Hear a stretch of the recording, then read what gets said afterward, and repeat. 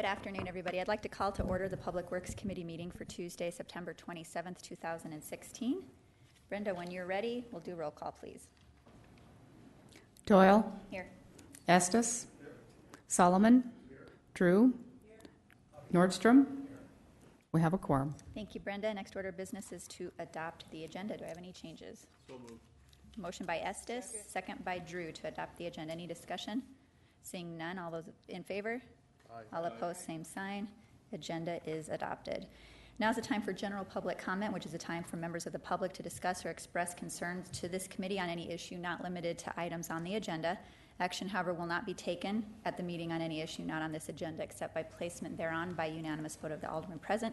I have no general public comment forms, so we will move on to consent items 1 through 10.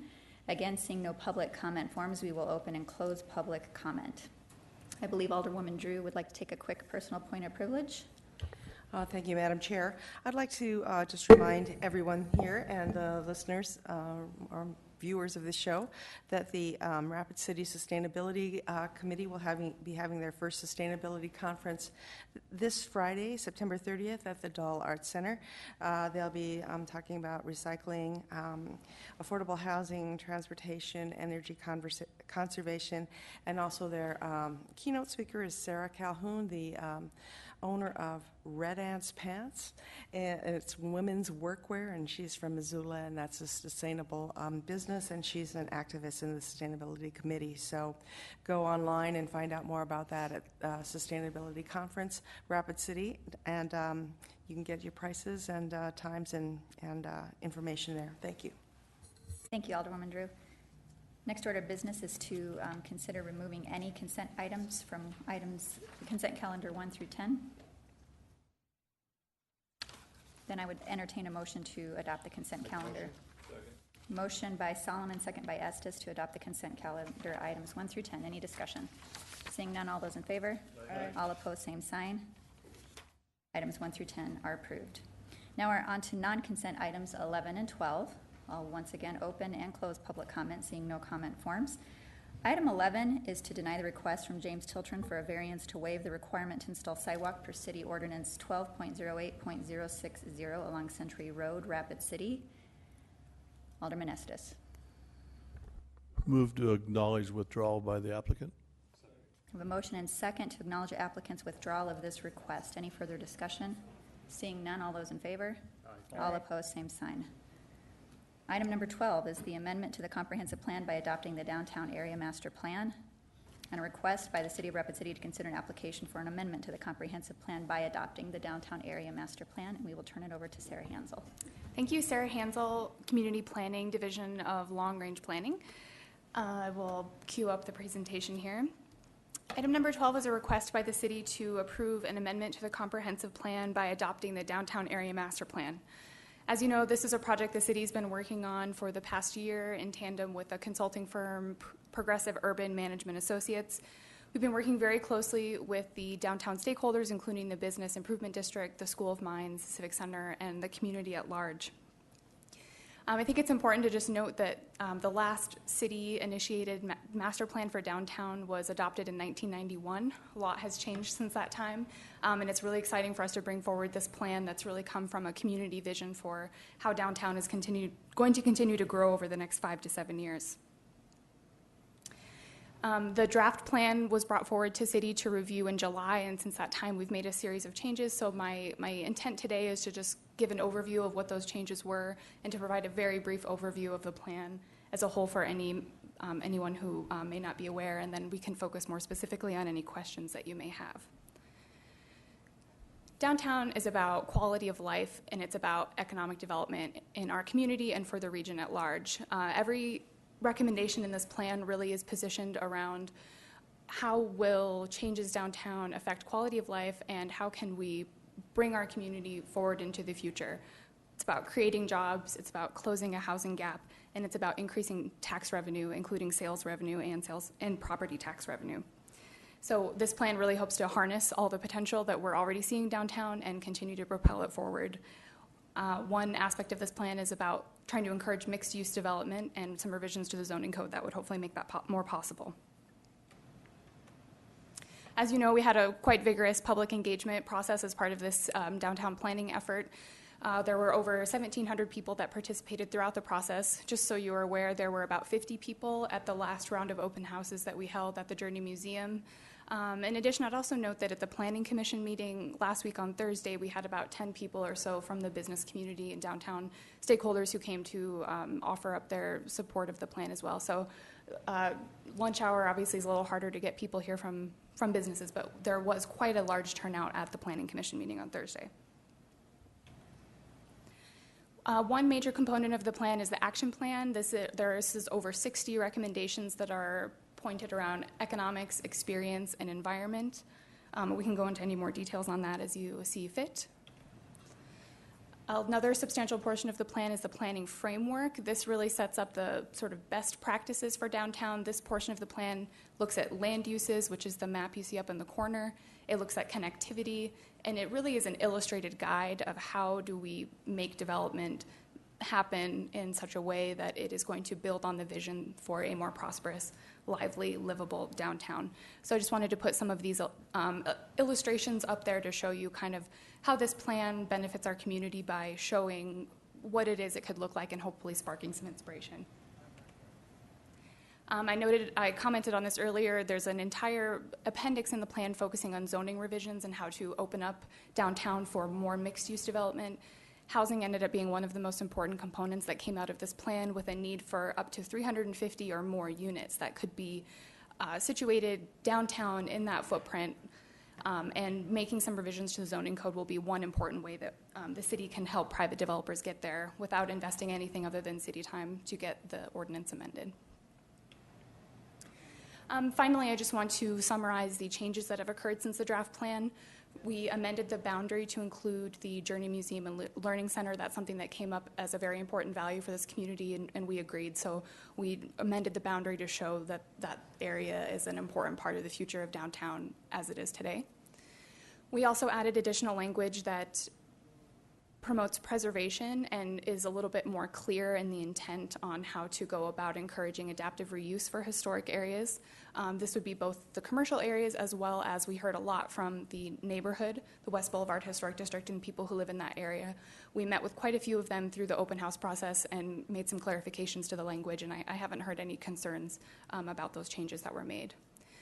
You'll also notice that in the appendix section, we added a housing strategy and life safety memo, and there's also a summary of all the public comments that we received. We also responded to some feedback from the Planning Commission about the concept of design guidelines, and if those were to be implemented by our community, what some different options are for how to administer those. So instead of having one option, the plan actually outlines sort of a small, medium, and large, different ways that we could look at implementing design guidelines in the future. And I think that gives us a lot of flexibility and a good foundation for how to think about going forward if we opt to do that. And then finally, there were some other edits and formatting that were made. So with that, I guess I would add that staff recommends that we approve the Downtown Area Master Plan as an amendment to Plan Rapid City, and I'm available for any questions you may have. Thank you, Sarah. Was this going to be the same presentation you intended to give at the Civic Center Board meeting?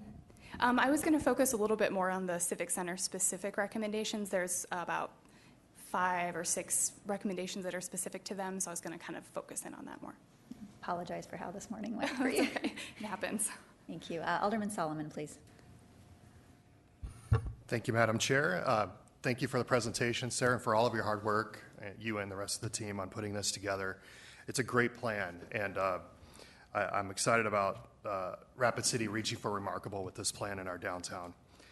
A question for you. I think one of the hang-ups from the community has been this back-end parking, and I would love to hear what your thoughts are about that concept and why you think that should be included in the plan or not.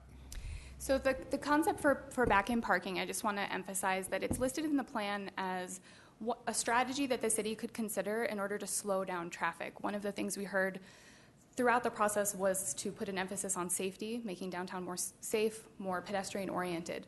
So really, back-in parking stems from the idea to reduce Main and St. Joe from 3 lanes to 2 lanes, and then using the extra space for a bike lane, at which point then the back-in parking becomes a matter of protecting that bicycle lane so that those riding bikes are safe. as cars are pulling in and out. My thought on that is, the plan is recommending to study it more. This plan is a conceptual plan. We did not go into in-depth engineering studies. It was not looked at from an analytical perspective in a lot of detail. So the plan is suggesting to study it a little bit more and then try it out. I think it's a great thing for our community to look to that, to say we want to slow down traffic in Rapid City through downtown. We want to promote more housing development and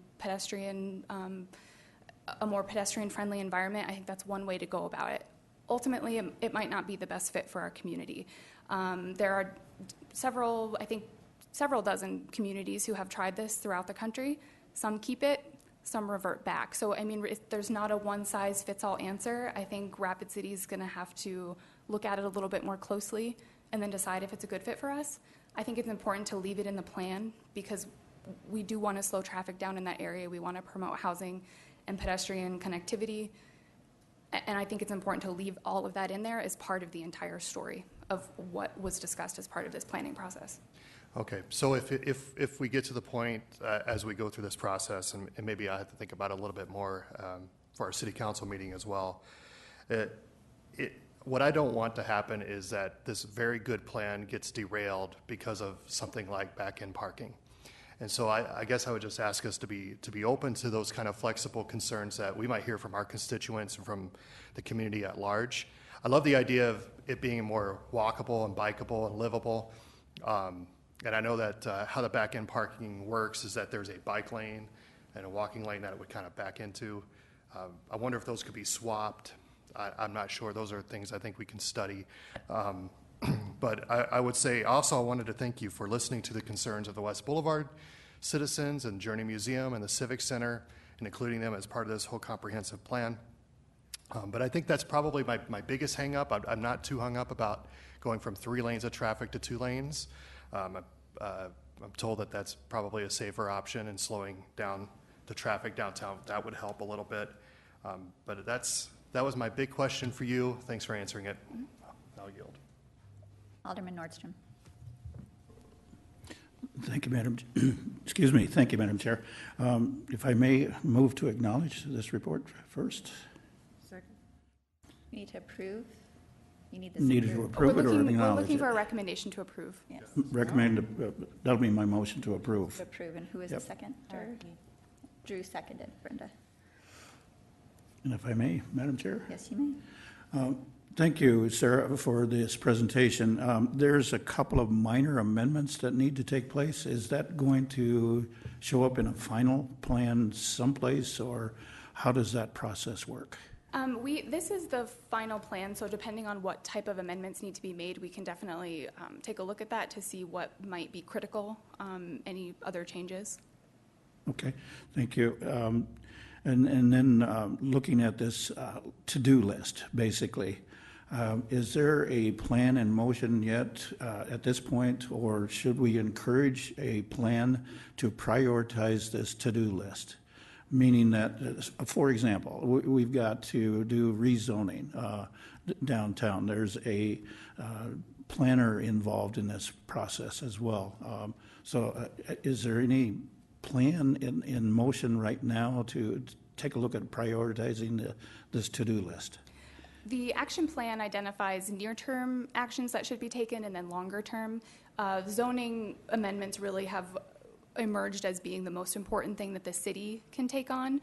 There are several recommendations for what the private sector can start to work on as well, but I think an action plan for the city, that would be probably the most important place to start. Thank you, and I believe that addresses another area of interest of mine is the public-private partnerships that can develop off of this, the P3s that I've been referring to in the past with other projects. Skipping over to the parking proposal that's being suggested in this plan, is there a movement afoot to do a separate parking plan or a separate parking study so that we can actually take a look at everything that's involved with parking, including the back end, where metered parking should take place? So are we looking at doing something like that? Absolutely. So this study did not take on a full parking plan. That wasn't part of the scope based on the resources we had available for this project. So the recommendations in this plan are sort of set on a foundation of what the 2007 parking study recommended. So this plan is recommending to implement some of those ideas that were already brought forward and then supplement that with an additional parking study that would support, recommendations for changing any infrastructure changes, any management principles, looking at where we have free parking, where we have parking that we charge for, how much we're charging, who's managing that parking. Those are all things that could be looked at and should be looked at in more depth as part of a parking study. Thank you. And then related to the parking proposal or parking plan study, is it possible that we could do a pilot project off of St. Joe in Maine, for example, down in 3rd Street? I'm just picking something out of the air. The 3rd Street would be a good place to take a look at. Maybe even 4th Street would be another area that we could take a look at reverse parking, just as an example. Could that be implemented within that parking plan? As part of the parking plan? Yeah, as a pilot project, yes. Yes, you could take a look at that as part of a parking plan or try it out before that too. There's a lot of options there. Thank you. That's all I have. Thank you. We'll go to Alderwoman Drew, please. Thank you, Madam Chair. Sarah, you and I were discussing parts of the historic district, whether or not, I guess I didn't check closely enough when you put up the map. Were those removed from this plan and we're looking at that area around Halley Park and some of those areas that some of the properties wanted to be removed, some of them wanted to stay in, there was some kind of contention there. They did. So those who came to the public meeting and expressed concern for why their neighborhood is even included in the plan at all, we felt very strongly that it's important that they are in the plan. That neighborhood has always, historically, even had a very direct relationship to downtown. Some people choose to live in that neighborhood because of its proximity to downtown. People live there, work there. As that neighborhood was historically built, people lived in that neighborhood and then worked downtown. What this plan is trying to do from a land use perspective is to actually elevate that area as a residential neighborhood and call it out specifically as this is where we have this historical development pattern. We want to enhance that and preserve it as well. So we really thought that the downtown plan had value in identifying that area and the need to protect it and looking at its proximity to downtown. You can't deny its proximity to downtown and that relationship. So this plan is then an opportunity to emphasize that and work on building connections between the neighborhoods. Well, if I've heard any concern from people in that area, it's that some of the rental properties that are still big, beautiful homes are not really being maintained very well, to the area's standards. So I think that's a discussion for another day, but just know that discussion is out there. And thank you, Sarah. Your work is really appreciated. Thank you, Sarah. I don't have any more. Yes, I do. Alderman Estes, please.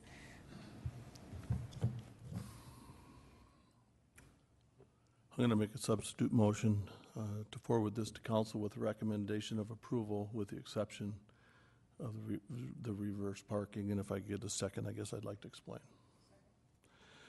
I think this is a great plan. I want to be able to vote for it, but I'm not for the reverse parking. I'm not in favor of experimenting on it. And I know, and I haven't talked to everybody, so I don't want to pretend that I have, but most people I've talked to have said, that'll never happen. Well, but the fact is it's still in the plan, and something might happen different 5 years from now, but I think this is a great roadmap. But the fact is that the reverse parking is still in it. I want to be able to vote for it, but I'm only going to vote for it if we have reservations as to the reverse parking. I yield.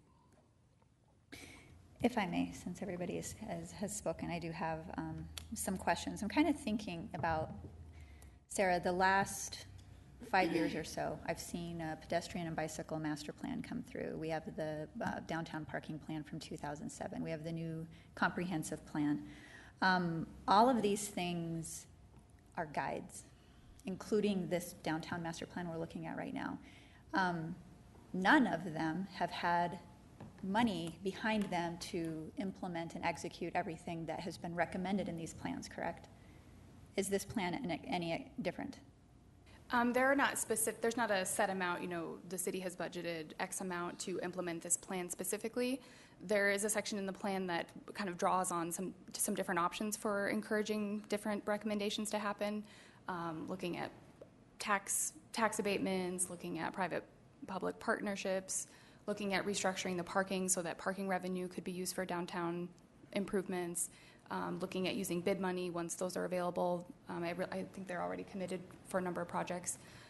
Looking at those, looking at crowdsourcing or crowdfunding, grants and sponsorship. So there's a variety of tools identified. There's not a specific set amount of dollars allocated to implementation.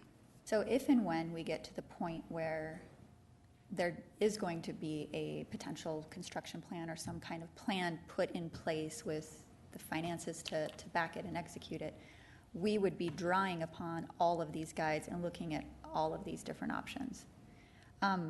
I could have been distracted, but I thought I heard mention that another parking study would need to be done if we were going to look at implementing components of this that were relevant to parking. And then I think, close to that, we talked about the parking plan from 2007. Mm-hmm. And we do get into the pattern of that here. It's study after study after study, and by the time we're ready to tap into a study, guess what? It's outdated, and it's kind of ridiculous. So am I correct or not in my understanding that if we were to strike this potential reverse angle parking from this plan, that it would be completely off the table for consideration if and when we do get to the point of revising parking downtown, or no? I mean, someone could still bring it forward as an idea. I'd say that including it in the plan doesn't set us on a course that we have to end up there at the end of the day. So, I mean, if some people really still wanted that, they could petition the city or, request the city to still consider that.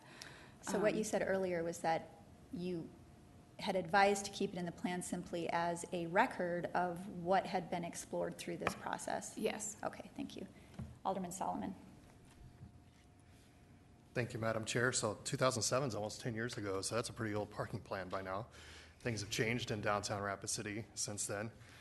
One thing I thought about it was this plan, I think Alderwoman Doyle said it well, that this plan is a guide. And I think one message to the folks who have actually businesses downtown and own property there is that it's not meant to railroad over them, that it's actually meant to complement what they're doing. And so that was something that I know during the process was brought up, and that's what these plans are. It doesn't say that it's going to infringe on anybody's rights or anything along those lines. It's just saying, here's a vision for downtown to connect the School of Mines with the downtown, play to our greatest strengths academically with the School of Mines, and our greatest strength with our current downtown, and make it even better.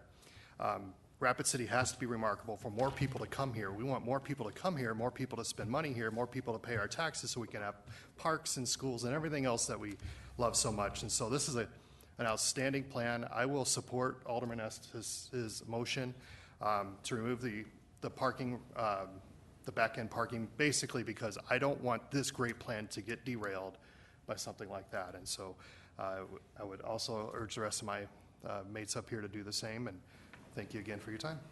Alderman Nordstrom. Thank you, Madam Chair.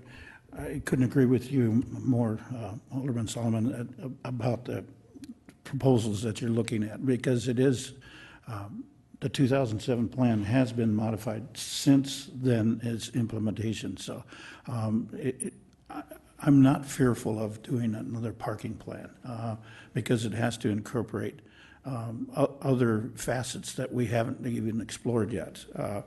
I think the largest concern that the folks from Puma brought forward is that driving through downtown was exceedingly quick, meaning that a lot of people were going over the speed limit. And they raised the concern several times, and people from the audience concurred that on several occasions that the traffic needed to be slowed down in that area. Whether law enforcement is the correct method of that, whether reverse parking is the answer to that, I don't know. But at least like to take the opportunity to look at those different avenues that could be produced as to give us options rather than taking items off the table at this point. And let's continue to explore all the options rather than removing items or taking ideas away. So let's continue on with what this process is recommending and keep the items on the table, because the concern from the downtown community involved speeding through the downtown area, the downtown corridor.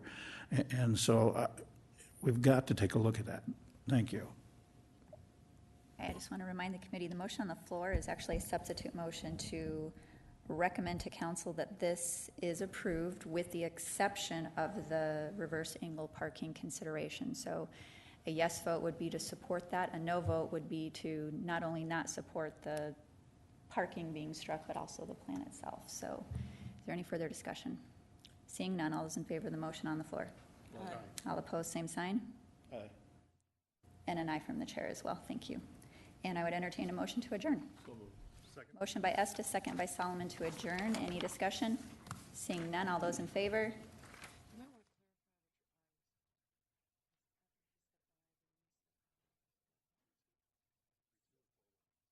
Three, two. It was 3-2, Is Brenda. that what you meant? Yes. Yes. Oh. All Does she opposed, understand? same sign. Yeah, that's what I thought. We're just doing a little lesson up here. Okay. We're adjourned. Understood.